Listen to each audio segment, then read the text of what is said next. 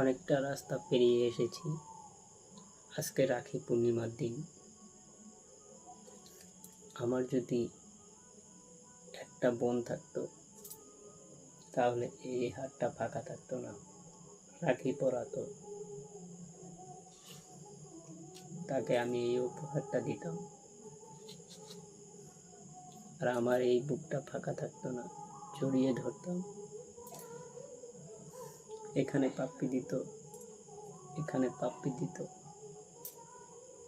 এমনই কপাল। আরে কেউ তো আছো, এমন বোন যে এই দাদাকে অন্তত একটা রাখি পরাতে পারো। প্লিজ ভিডিওটা ভালো লাগলে লাইক করবা, সাবস্ক্রাইব করবা। আজকের মতো গুড নাইট, টাটা।